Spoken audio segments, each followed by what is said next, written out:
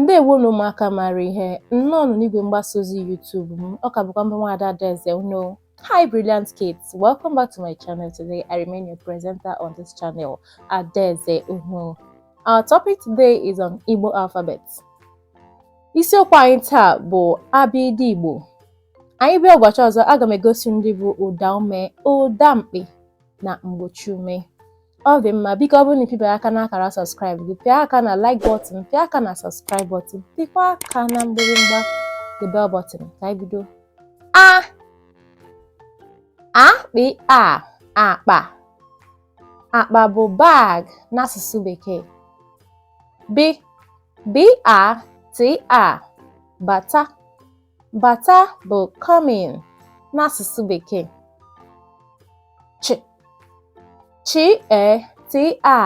Cheta. Cheta bụ recall n'asụsụ Bekee.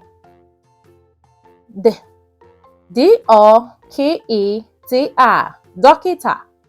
Dọkịta bụ doctor n'asụsụ Bekee.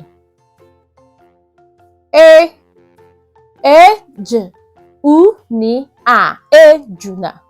Ejuna bụ snail n'asụsụ Bekee.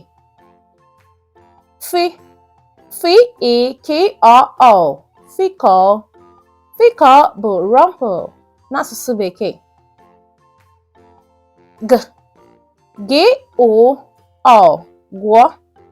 Gwọ bụ reed n'asụsụ Bekee.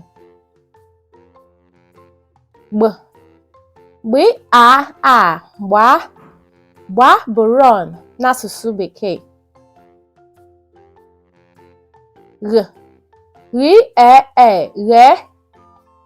Ghee bụ fry n'asụsụ Bekee.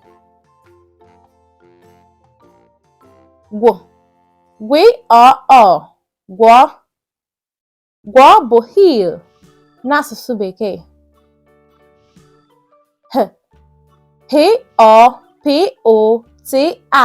Họpụta. Họpụta bụ select n'asụsụ Bekee. Ijiji. Ijiji bụ housefly n'asụsụ Bekee.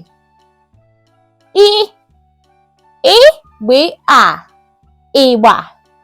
Ịgba bụ drum n'asụsụ Bekee.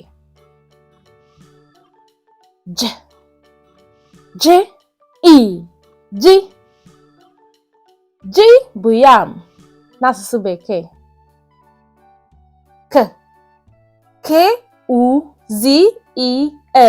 Kụzie. Kụzie bụ teach n'asụsụ Bekee.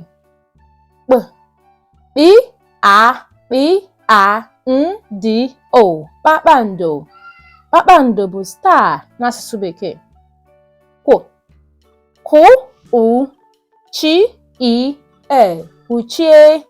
Kwuchie bụ cover n'asụsụ Bekee. Lee bụ look n'asụsụ Bekee.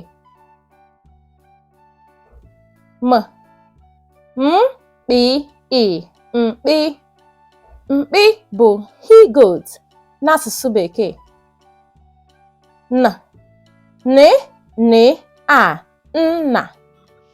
Nna bụ father n'asụsụ Bekee.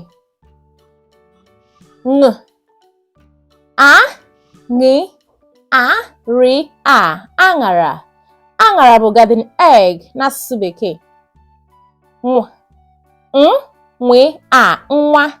Nwa bụ child n'asụsụ Bekee.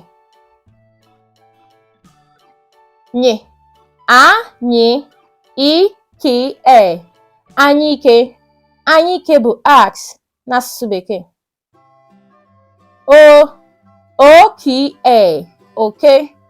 Oke bụ rat n'asụsụ Bekee.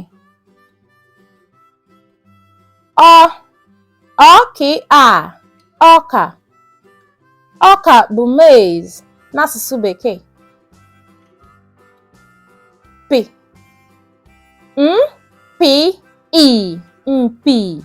Mpi bụ horn n'asụsụ Bekee.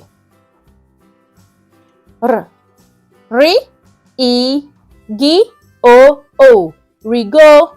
Rigo bụ climb n'asụsụ Bekee. S-C-A-C-H-A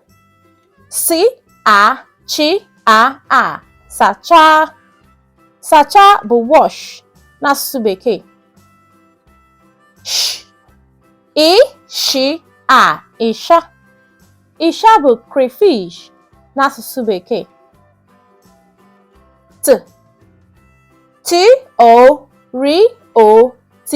T-O-R-O-T-O-R-O torotoro. Torotoro bụ turkey n'asụsụ Bekee.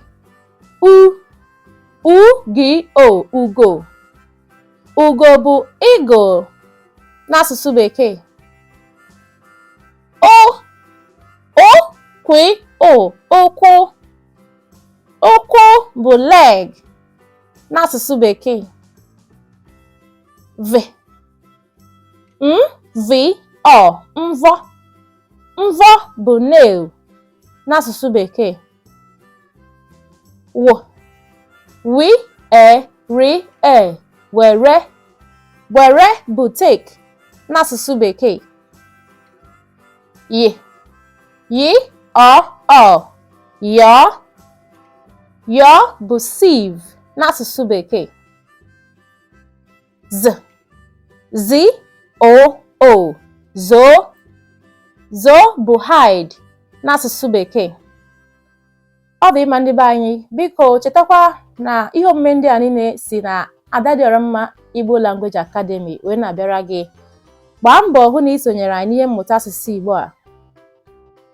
Zitere m ozi n'akara ekwentị m *854-54-53-53.